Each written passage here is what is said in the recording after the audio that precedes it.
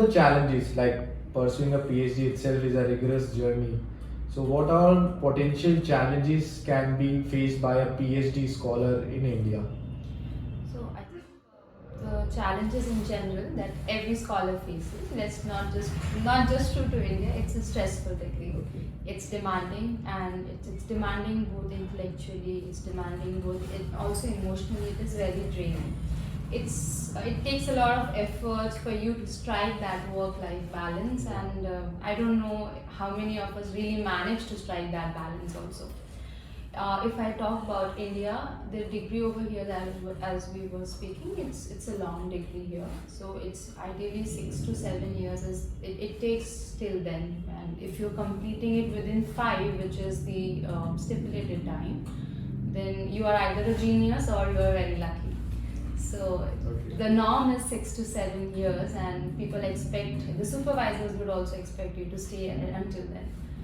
Apart from that, I think in India, finances are a problem, no doubt. I think funding is a problem. I am not sure of, but I really think the grant disbursement is a problem. Okay.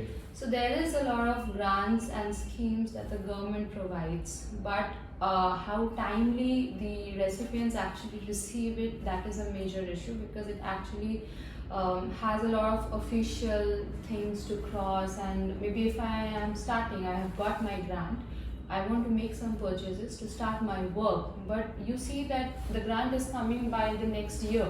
So you're wasting a year in that process just waiting for the funds. Okay, so it takes around 1 year time as well if you are granted So like with funds. the more the grant is, the more prestigious the grant is, the longer it takes for you to receive it. So grant disbursement is definitely a problem. There is problem with the fellowships also. The fellowships are also usually very delayed, because again, you have to get 30 signatures at every different step, and then your bill is passed, and then the officials will take their own sweet time again to credit that money into your account. But as an individual, you're expected to meet your expenses, your monthly expenses, your rent expenses. So all those things are actually unnecessary stress. In PhD, if I am stressed from work point of view, or if I'm stressed because my experiments are not working, that is acceptable to me. But to think about finances when you're doing a PhD, that is an unnecessary stress, and it is something that can be easily taken care of only if the people who are causing it wants you to not go through it. So that's another challenge. And I think apart from that, it's competitive here, but I think it's competitive everywhere. So I think you just need to find the right set of people. You have to find the right set of people who are not competing with you, who are helping you grow, and you have to make friends. So overall, you need to have a positive mindset and positive people who you are surrounded by. That can take care of all these challenges. So I'm lucky that way, and I think it's something I really wish to all the scholars, that you find big good friends around your PhD. That will help you survive all these things. And I think PhD also you have to be a little more patient, because the time to complete a PhD itself, you told that 6 to 7 years. And second thing is, even like every time you are running an experiment, you won't be getting the results in every time. So No. it's not 100% you are getting the experiment getting. Exactly. So every time you have to repeat and repeat, and you just have Even to. if you're getting the desired result, to confirm that your results are actually repeatable, you have to anyway do a repeat. So it's not like you're getting a desirable result once and okay, my experiment worked. You have to make it work another 2 times for your supervisor to buy that, for the publisher to be confident on it, and only until and unless you get things in the black and white, it will not count. So publisher needs your statistical verification. It wants to know if you have performed it again, if the results are reproducible. So yes, a lot of patience. One thing is it's not working. That requires patience on another level. Even if it has worked, for you to do the same tedious task again and again, just to have it repeat again, and then also if it's not repeating for some reason, you don't know whether you did it wrong the last time or did it wrong this time. Lots of patience. So you will fail at every step, and one success should give you more motivation rather than the failures that demotivate you. That's That's how you should survive a PhD. It's difficult, but it will be worth it. So I think after 5 years, or let's cross my fingers that I'm lucky, maybe after 5 years I will see that it's worth it. Definitely. So now let's talk about the evolving landscape of PhD programs in India. Like what notable changes you have observed or a aspiring PhD scholar should be aware of. So one thing, as we were saying, that the number of students who are enrolling for this degree is going up. Okay. You can credit it to the number of student load that is increasing, but I think so government is becoming more supportive. There are a lot of new fellowship schemes, encouraging fellowship schemes, which is encouraging the students to enroll for the degree despite of all the hardships. Apart from that, I think a lot of focus is now on the interdisciplinary network of research. So people, in addition to the classical subjects, definitely. So we need people to do classical research so that we have new knowledge in the field, but then we also need to link the different disciplines together, because physics and biology, they cannot work in autonomy. They need to merge for the benefit of the society. Like biophysics, Definitely. biology. Oh, like those. definitely. So that sort of, those interdisciplinary fields we did not used to initially have, but with the changing times, those are now under focus, and there are students who are enrolling for it.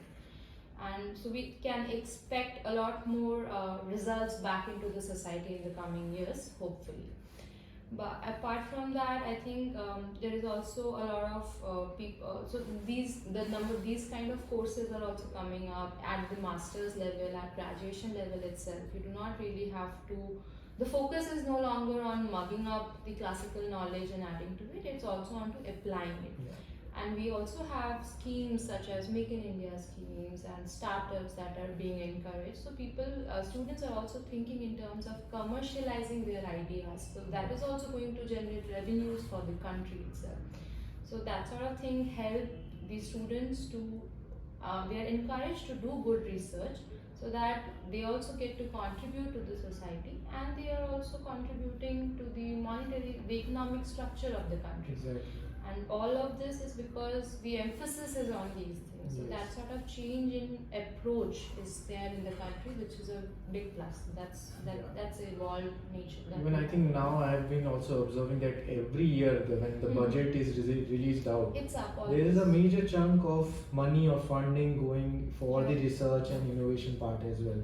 So I think this also motivates all the research scholars and the aspiring students to take up more and more such programs and Right. interdisciplinary courses, so that even they can build their career path. Definitely. So the fellowship scheme I'm a part of, so a major emphasis of that is on generating patents. Okay. So by third year, they would want you to facilitate your patenting processes. They want you to, if your fellow funding agency wants you to have a patent, one is that from the very beginning you are also working in that direction, and secondly they will facilitate you in getting one. Okay. So there is a lot of encouragement towards Okay. research and science in general, be it in terms of at the levels of administrative levels as well as in terms of the financial levels. Okay. So the administrative support would be given by the Yes. government itself, and Yes. you just have to. So people are focus realizing on that focus. there's a role of Research. the administrative bodies that they Yeah. need to support some science. Exactly. Right. Great. Yeah. So I believe those trends directly reflect the dynamic nature of our academic research. And finally, for our listeners who might be contemplating PhD or any aspiring student, so do you have any tips or any advice to pursue a PhD in India? So if you are really passionate about it, only and only get into it if you really love the subject. Okay. Because if you're getting into it because of any other motivation, it will not survive. Your passion is the only thing that will help you with this bittersweet struggle. Yeah. So you should not be doing if you are half-hearted. No, I think never. this applies to every field. Every field, and especially the fields that really demands a lot, you really have to have a very strong intrinsic motivation to be able to complete your degree. Otherwise, there's a high dropouts of PhD too, and I think It's only when people were not loving the thing that they were doing. So you have to be very sure that you want to do this. And during the course, I think you should make a very strong support network for yourself. Try to make friends, try to find good mentors, so that when you are falling back, they can actually be there to contribute, not just in terms of research but also in terms in your own personal life.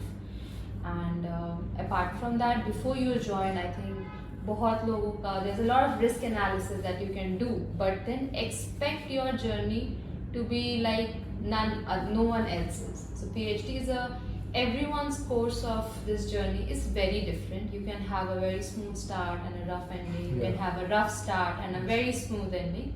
So just do not look up to someone ki my journey will go exactly like this. It will be very personal to yours. So it's not just an academic endeavor.